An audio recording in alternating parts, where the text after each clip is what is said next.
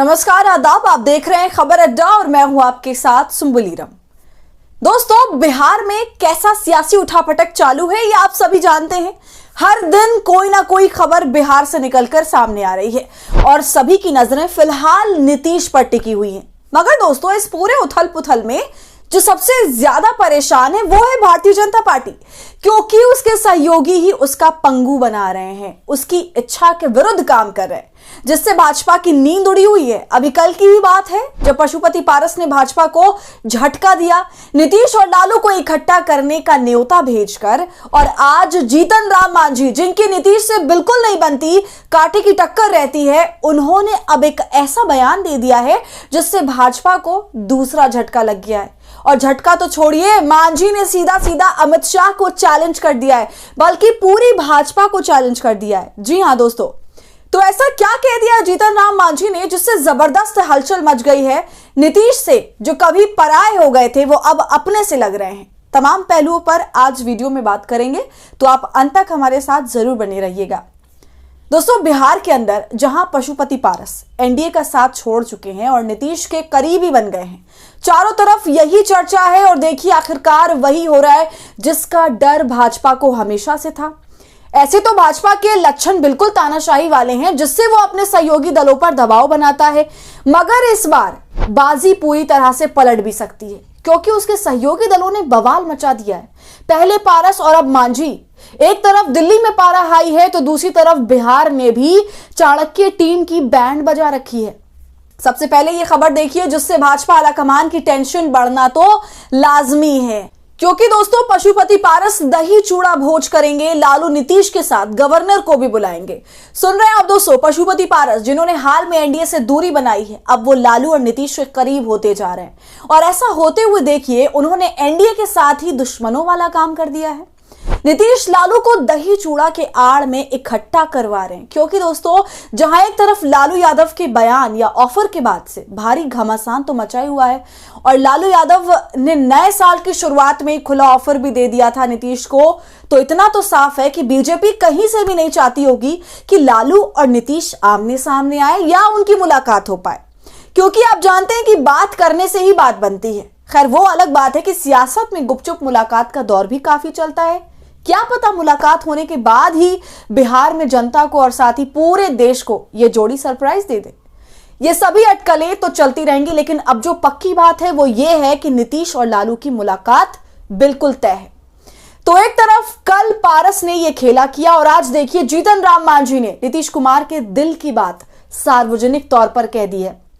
वो बात जिसे कहने में पूरा एनडीए घबरा रहा है। अमित शाह ने जब से ये कहा है कि पार्टी मिल बैठकर तय करेगी कि कौन अगला सीएम होगा, तब से एनडीए के सभी नेता कुछ भी कहने से हिचक रहे हैं, और इसी बात के चलते नीतीश भी चौकन्ना हो गए और पूरी तरह से सियासत चालू हो गई। दोस्तों, जीतन राम मांझी अब अपने दुश्मन के सुर में लाने लगे हैं और दुश्मन के लिए कई बड़ी अच्छी बातें भी बोल रहे हैं। तो आखिर ऐसा हुआ क्या कि अचानक से जीतन राम मांझी अपने दुश्मन की तारीफ करने लगे और उनके समर्थन में बातें कहने लगे? तो दोस्तों, आपको बता दूं कि जीतन राम मांझी के सुर अभी से नहीं बदल रहे हैं, बल्कि बहुत पहले से बदले हुए नजर आ रहे थे। सबसे पहले आप याद करिए, जब जीतन राम मांझी ने भारतीय जनता पार्टी से यह कहा कि वो दिल्ली में विधानसभा चुनाव लड़ना चाहते हैं और इसके लिए उनको सीट दी जाए, तो भारतीय जनता पार्टी ने उनको सीट नहीं दी।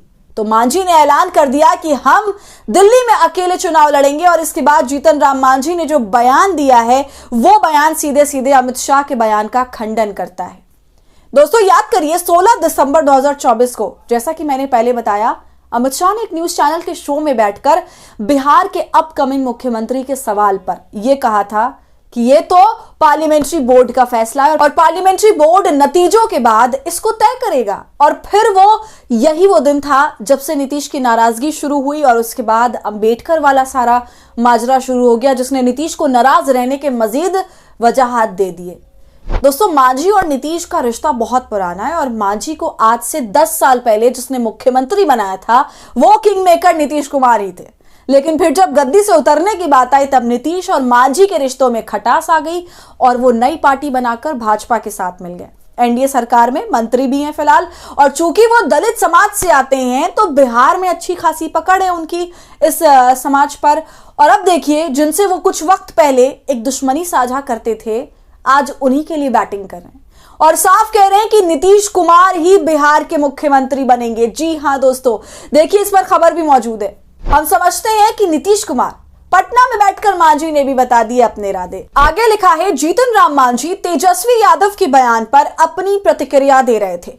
मांझी ने कहा कि एनडीए में सभी दल एकजुट हैं, नीतीश कुमार एनडीए में रहेंगे, वे चट्टान की तरह डटे हुए हैं। मांझी ने आगे कहा कि हम समझते हैं कि 2/3 बहुमत के साथ एनडीए की सरकार बनेगी और नीतीश कुमार फिर से मुख्यमंत्री बनेंगे।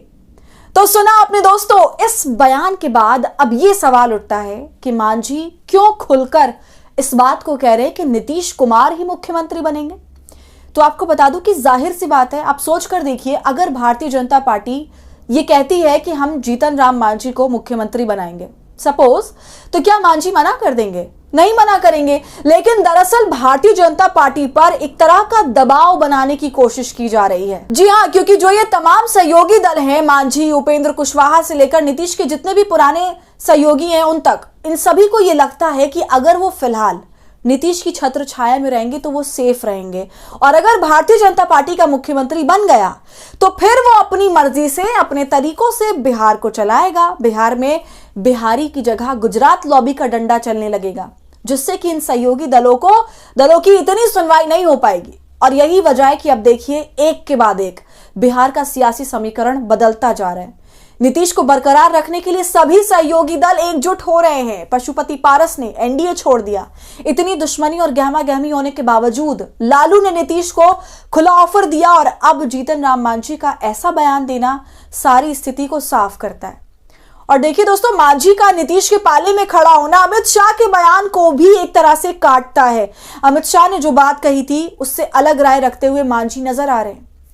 तो दोस्तों, 15 से 20 जनवरी के बीच बहुत कुछ होगा और इसका इंतजार सभी को है। दही चूड़ा भोज सभी दलों के लिए सरप्राइज लेकर आएगा। नीतीश और लालू का मिलन होगा और इसके बाद क्या कुछ होता है यह देखना बहुत दिलचस्प रहेगा। तो दोस्तों, आपका इस पूरे मामले पर क्या कहना है, हमें कमेंट कर जरूर बताइए। वीडियो पसंद आई हो तो इसे लाइक और शेयर करें और खबर अड्डा को यूट्यूब पर सब्सक्राइब कर लें।